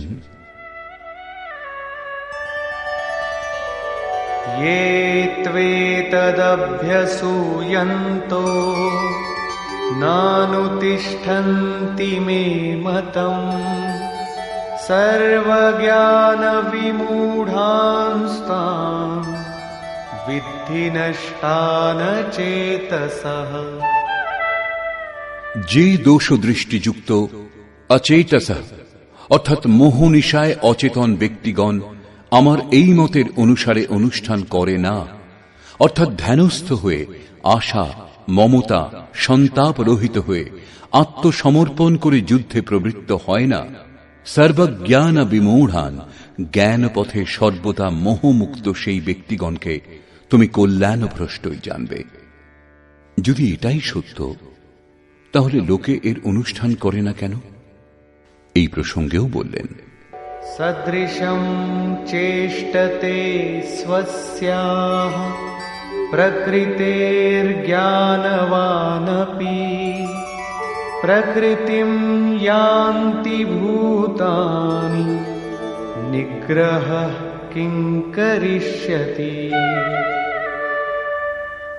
সকল প্রাণী নিজের প্রকৃতিকে অনুসরণ করে, স্বীয় স্বভাবের বশীভূত হয়ে কর্মে অংশগ্রহণ করে। প্রত্যক্ষদর্শী জ্ঞানীও নিজের প্রকৃতির অনুরূপ কার্য করেন। প্রাণী নিজের কর্ম অনুসারে আচরণ করে, জ্ঞানী নিজ স্বরূপ অনুসারে। যেমন যার প্রকৃতির প্রভাব, সে সেরকমই কার্য করে থাকে, এটা স্বতঃসিদ্ধ। কেউ এর হাত থেকে নিস্তার পায় না। এই কারণেই সবাই আমার মতানুযায়ী কর্মে প্রবৃত্ত হতে পারে না। তারা আশা, মমতা, সন্তাপ, শব্দান্তরে রাগ, দেশ এদের ত্যাগ করতে পারে না, যার জন্য কর্মের সম্যক আচরণ হয় না। একেই আরো স্পষ্ট করলেন এবং অন্য কারণ দেখালেন। ইন্দ্রিয়স্যেন্দ্রিয়স্যার্থে রাগদ্বেষৌ ব্যবস্থিতৌ তয়োর্ন বশমাগচ্ছেৎ তৌ হ্যস্য পরিপন্থিনৌ।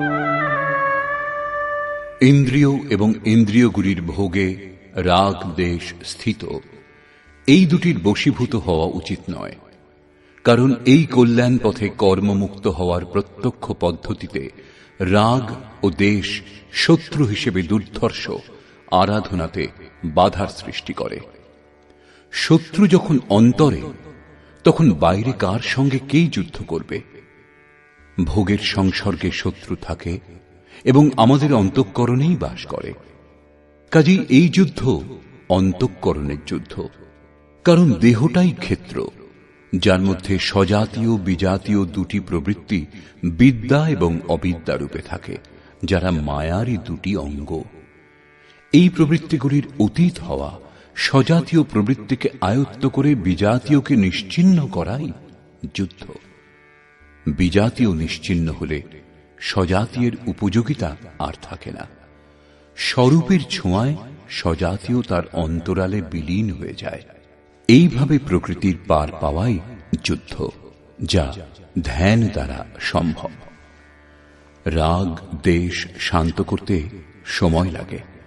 সেই জন্য বহু সাধক ক্রিয়া ত্যাগ করে সহসা মহাপুরুষের অনুকরণ করতে আরম্ভ করেন। শ্রীকৃষ্ণ এর থেকে সাবধান করলেন।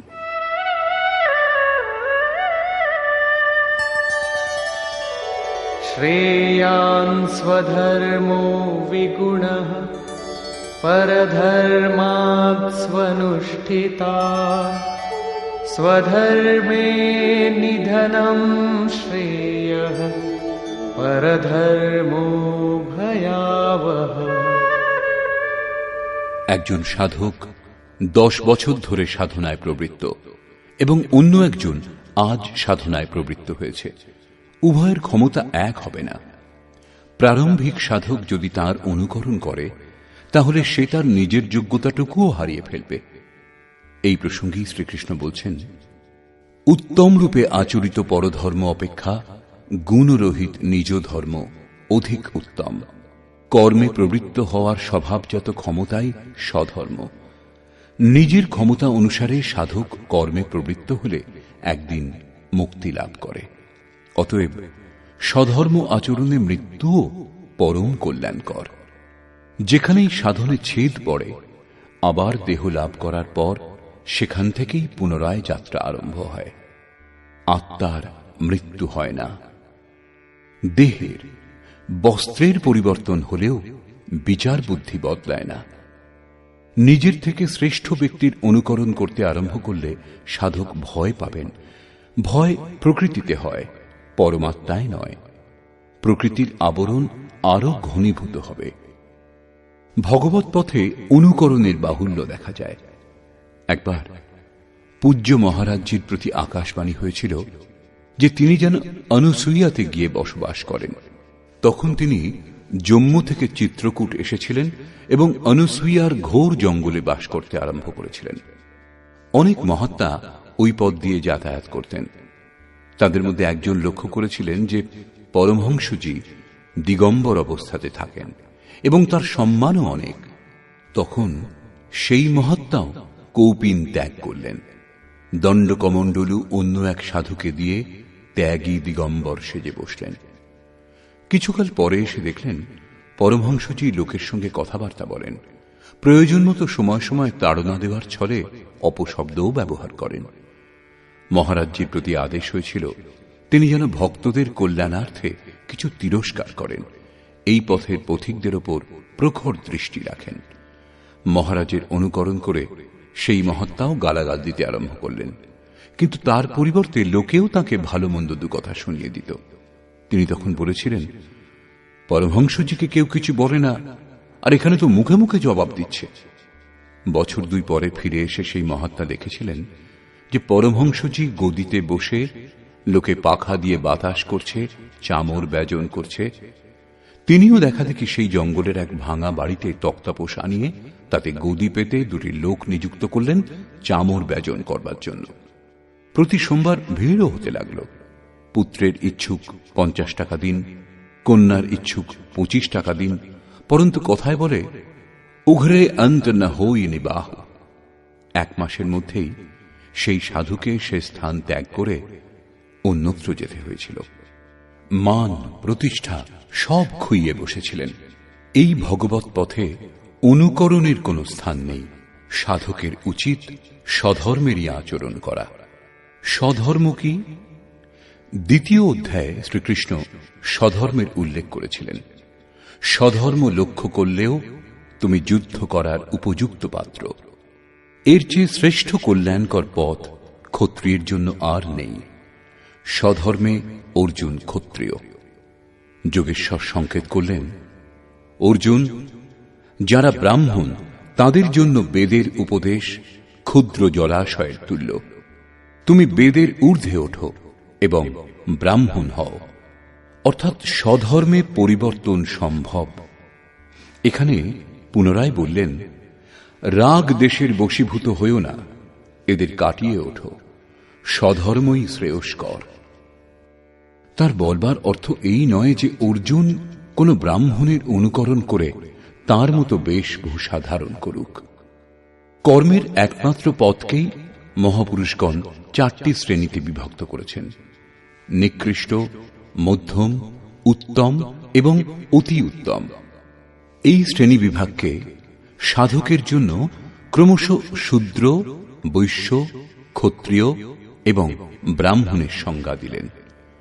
শূদ্র স্থিতি সেবা ধর্ম থেকেই কর্মের আরম্ভ হয় এবং সাধনাক্রমে ওই সাধকই ব্রাহ্মণের স্থিতি লাভ করতে পারেন।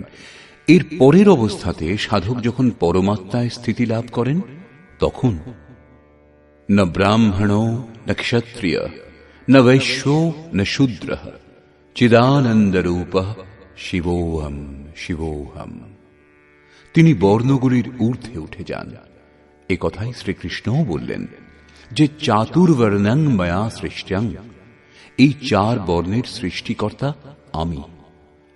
তাহলে কি জন্মের আধারে মানুষের জাতি বিভাগ করা হয়েছে? না, গুণ কর্ম বিভাগশ, গুণের আধারে কর্ম বিভাগ করেছি। কর্ম কি? তা কি সাংসারিক কর্ম? শ্রীকৃষ্ণ বললেন, না, তা হল নিয়ত কর্ম। এই নিয়ত কর্ম কি? তিনি বললেন, যজ্ঞের প্রক্রিয়াই নিয়ত কর্ম, যার দ্বারা শ্বাসকে প্রশ্বাসে আহুতি, প্রশ্বাসকে শ্বাসে আহুতি, ইন্দ্রিয় সংযম ইত্যাদি, যার শুদ্ধ অর্থ হল আরাধনা, যোগ সাধনা। আরাধ্য দেব পর্যন্ত পৌঁছিয়ে দেয় যে বিধি বিশেষ, তাই হল আরাধনা। এই আরাধনা কর্মকেই 4টি শ্রেণীতে বিভাগ করা হয়েছে। যার যেমন ক্ষমতা, সেই ক্ষমতা অনুযায়ী নিজ শ্রেণী থেকেই তার আরম্ভ করা উচিত। একেই বলে সকলের নিজ নিজ ধর্ম। যদি কেউ শ্রেষ্ঠ পুরুষের অযৌক্তিক অনুকরণ করে তাহলে তা বিড়ম্বনার কারণ হয়ে দাঁড়ায়।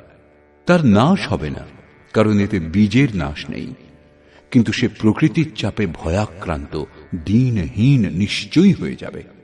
যদি প্রথম শ্রেণীর কোনো ছাত্র স্নাতক শ্রেণীতে বসতে আরম্ভ করে তাহলে কি তার পাঠ্য বিষয় বোধগম্য হবে?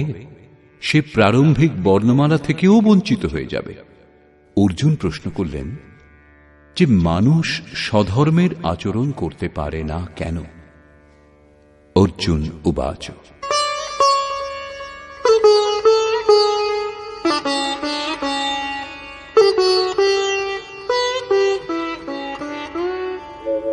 अथ केन प्रयुक्तोऽयम् पापं चरति पुरुषः अनिच्छन्नपि वार्ष्णेय बलादिव नियोजितः। हे कृष्ण, মানুষ কার দ্বারা চালিত হয়ে অনিচ্ছা সত্ত্বেও যেন বলপূর্বক নিযুক্ত হয়ে পাপাচরণে প্রবৃত্ত হয়, আপনার মতানুসারে চলতে পারে না কেন? এই প্রসঙ্গে যোগেশ্বর শ্রীকৃষ্ণ বললেন, শ্রী ভগবানুবাচ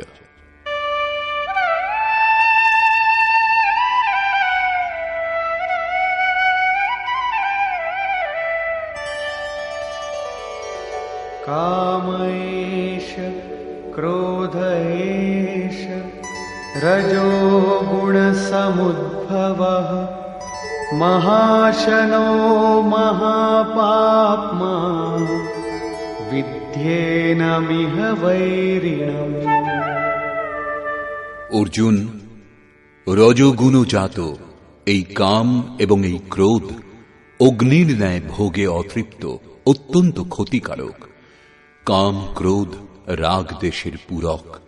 একটু আগেই আমি যার চর্চা করেছি, এই বিষয়ে তুমি এদেরই শত্রু জানবে। এখন এদের প্রভাব সম্বন্ধে বলছেন।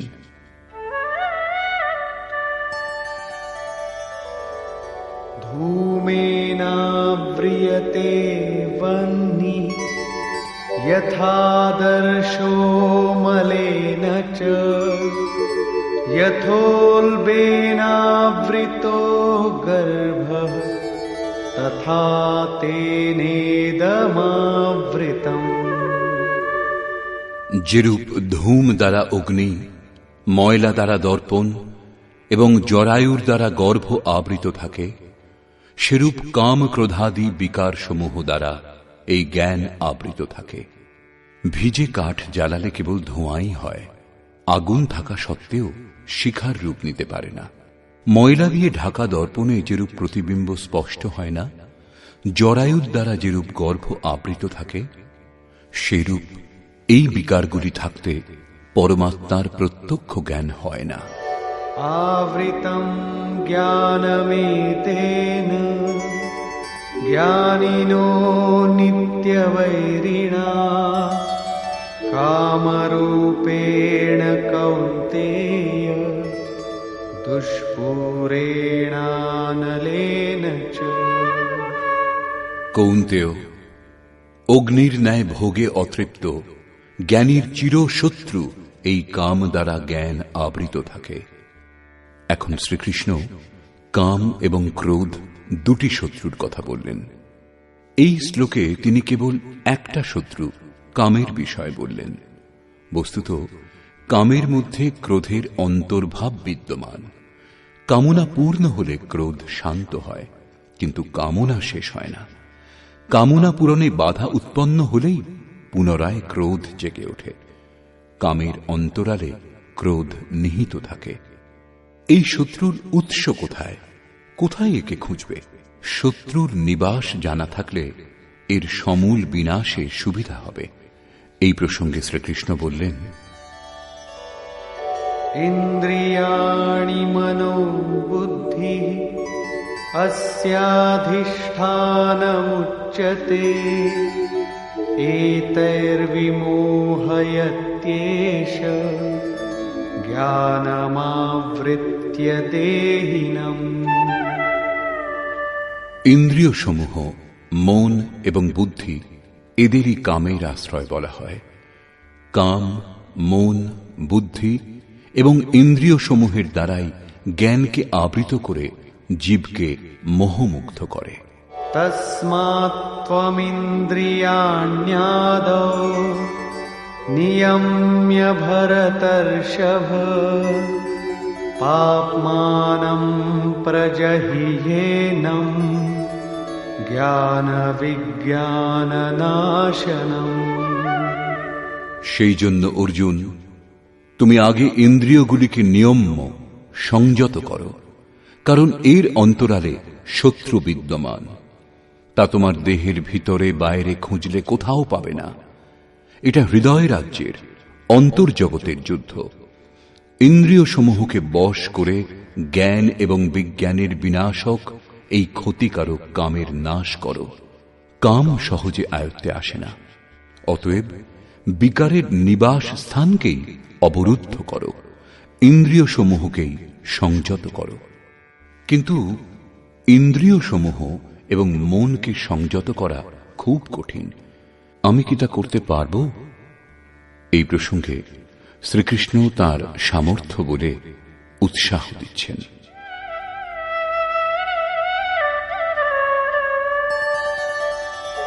ইন্দ্রিয়াণি পরাণ্যাহুঃ ইন্দ্রিয়েভ্যঃ পরম মনঃ মনসস্তু পরা বুদ্ধিঃ ইয়ো বুদ্ধেঃ পরতস্তু সঃ।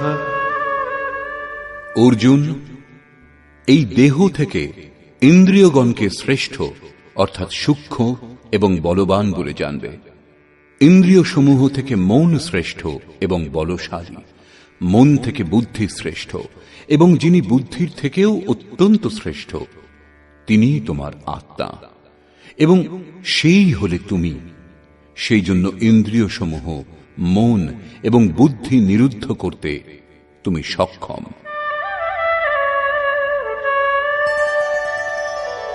एवं बुद्धेः परं बुद्ध्वा संस्तभ्यात्मानमात्मना जहि शत्रुं महाबाहो कामरूपं दुरासदम्। এই রূপ বুদ্ধি থেকে শ্রেষ্ঠ অর্থাৎ সূক্ষ্ম এবং বলবান স্বীয় আত্মাকে জেনে আত্মবল বুঝে বুদ্ধি দ্বারা নিজ মনকে বশ করে অর্জুন এই কামরূপ দুর্জয় শত্রুর নাশ করো। নিজের শক্তি বুঝে এই দুর্জয় শত্রুর নাশ করো। কাম দুর্জয় শত্রু। ইন্দ্রিয়গুলির সাহায্যে কাম আত্মাকে মোহমুগ্ধ করে। তাই নিজের শক্তি বুঝে আত্মাকে বলবান জেনে কামরূপ শত্রুর বিনাশ করো। এখানে বলা আবশ্যক, এই শত্রু আন্তরিক এবং যুদ্ধ অন্তর্জগতেরই। নিষ্কর্ষ, প্রায় গীতা শাস্ত্রের যারা ভক্ত এবং ব্যাখ্যাকার তারা বর্তমান অধ্যায়ের নাম কর্মযোগ দিয়েছেন, কিন্তু এটা সঙ্গত বলে মনে হয় না। দ্বিতীয় অধ্যায়ে যোগেশ্বর কর্মের নাম নিয়েছেন। তিনি কর্মের মহত্ব প্রতিপন্ন করে তার মনে কর্মজিজ্ঞাসা জাগ্রত করলেন, এবং বর্তমান অধ্যায়ে তিনি কর্মকে পরিভাষিত করলেন যে যজ্ঞের প্রক্রিয়া কর্ম। এখানে একথা প্রমাণিত হচ্ছে যে যজ্ঞ কোনো নির্ধারিত দিক অর্থাৎ বিধি বিশেষ। এছাড়া জগতে যা কিছু করা হয় তা এই লোকেরই বন্ধন।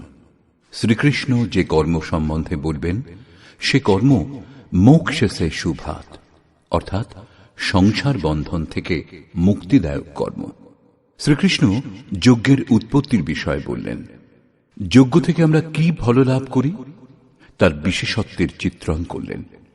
যজ্ঞ অনুষ্ঠানের উপর জোর দিলেন। তিনি বললেন, এই যজ্ঞের প্রক্রিয়াই কর্ম। যে অনুষ্ঠান করে না সে পাপী, আরাম প্রিয়, ব্যর্থই জীবন ধারণ করে। পূর্ব মহর্ষিগণও কর্ম করে পরম নৈষ্কর্ম সিদ্ধি লাভ করেছিলেন। তারা আত্মতৃপ্ত, তাদের আর কর্মের প্রয়োজন নেই। তবুও অনুগামীদের পথ প্রদর্শনের জন্য তারা উত্তম রূপে কর্মে প্রবৃত্ত থাকেন। সেই মহাপুরুষগণের সঙ্গে শ্রীকৃষ্ণ নিজের তুলনা করলেন। বললেন, আমারও আর কর্ম করবার প্রয়োজন নেই, কিন্তু অনুগামীদের মঙ্গলের জন্য আমিও সর্বদা কর্মে প্রবৃত্ত। শ্রীকৃষ্ণ স্পষ্ট পরিচয় দিলেন যে তিনিও যোগী। তিনি কর্মে প্রবৃত্ত সাধকগণকে বিচলিত করতে নিষেধ করলেন, কারণ কর্ম করেই সেই সাধককে পরম স্থিতি লাভ করতে হবে, না করলে নাশ হয়ে যাবে। এই কর্ম অনুষ্ঠানের জন্য শ্রীকৃষ্ণ ধ্যানস্থ হয়ে যুদ্ধ করতে বললেন। দুচোখ বন্ধ, ইন্দ্রিয় সমূহ সংযত করে, মন নিশ্চল করে চিত্ত নিরুদ্ধ করার অভ্যাস। সে কিরকম যুদ্ধ? না সে সময় কাম, ক্রোধ, রাগ, দেশ ইত্যাদি সাধকের জন্য বাধক হয়ে দাঁড়ায়। এই বিজাতীয় প্রবৃত্তিসমূহের হাত থেকে উদ্ধার হওয়ার চেষ্টাই যুদ্ধ। আসুরী সম্পদ কুরুক্ষেত্র। বিজাতীয় প্রবৃত্তিগুলির এক একটাকে নাশ করে ধ্যানে মগ্ন হওয়ার চেষ্টাই যুদ্ধ। বস্তুত ধ্যানেই যুদ্ধ নিহিত। বর্তমান অধ্যায়ের সারাংশ এটাই। এতে যজ্ঞের বাস্তবিক স্বরূপ স্পষ্ট হয়নি, কর্মের বিধিবিধানেরও সম্যক অনুভব হয়নি।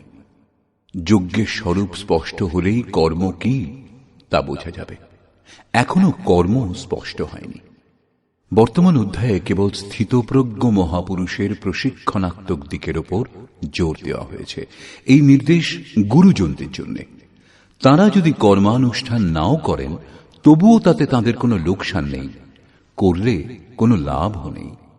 কিন্তু যাদের অভীষ্ট পরম গতি, তাদের জন্য যদি নিয়ম নির্দেশ না দেওয়া হয় তবে তা যে কর্মযোগ একথা বলা যাবেই বা কি করে?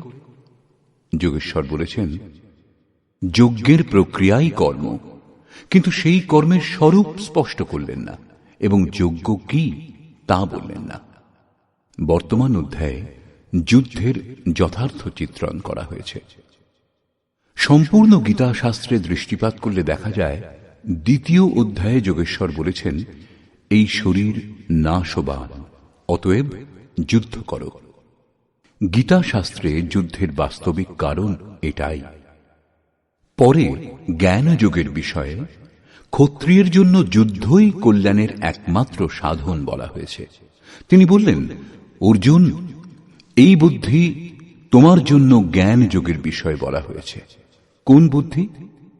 এই যে জয় পরাজয় উভয় দৃষ্টিতেই জয়লাভ হয়, এ কথা জেনে যুদ্ধ করো।